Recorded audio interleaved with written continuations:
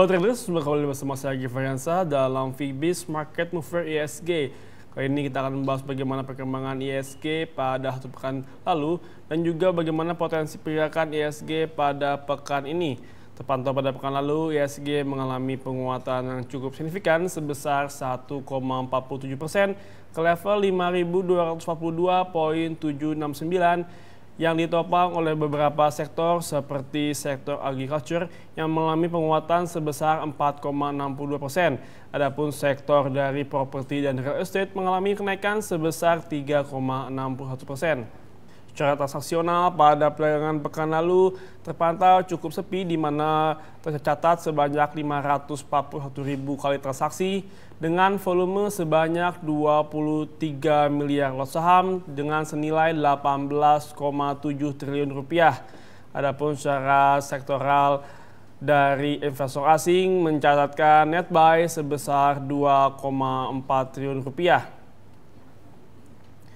Pada perdagangan saham pada pekan lalu, ISG tertopang oleh adanya aksi akumulasi saham menjelang penutupan akhir tahun, di mana pada tahun lalu ISG berhasil mencatatkan gain sebesar 20% dan menutup tahun 2014 ISG tercatat melonjak cukup signifikan menembus level 5.240. Dan untuk saat ini ISG berpotensi untuk bergerak terbatas di mana masih sepinya perdagangan menjelang awal tahun 2015 dan juga ditopang oleh beberapa sentimen negatif dari data makroekonomi Indonesia, di mana pada pekan lalu BPS merilis data inflasi Indonesia yang secara tahunan mengalami kenaikan sebesar 8,56% atau jauh dari ekspektasi yang ditargetkan oleh pemerintah sebesar 4,5% plus minus 1%.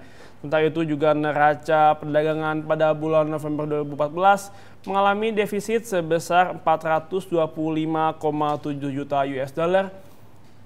Dan juga neraca perdagangan ini masih belum menunjukkan perbaikan dan secara tahunan tahun 2014 neraca perdagangan Indonesia mengalami defisit sebesar 2,07 miliar US dollar, di mana adanya sentimen tekanan dari data negatif makroekonomi Indonesia membuat pergerakan ISG pada pekan ini diprediksi cenderung terkoreksi terbatas ke level 5.200. Adapun untuk minggu ini, secara mingguan ISG diprediksi bergerak koreksi terbatas dengan level support di level 5.180 hingga 5.190.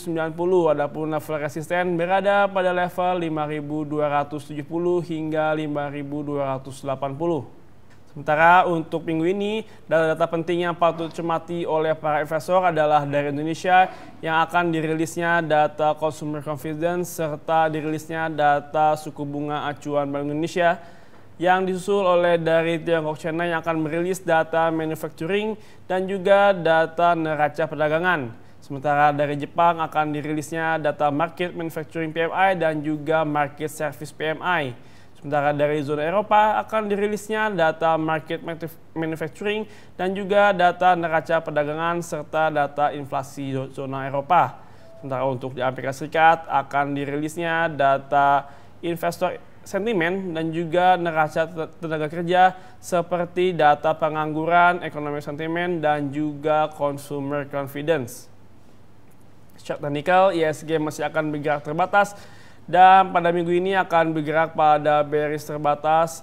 Sementara untuk ISG akan menanti dari perkembangan data makroekonomi dan juga data suku bunga Indonesia. Sekian Fibis Market Mover ISG untuk pekan ini. Tetap semangat investasi, happy trading, dan salam Fibis.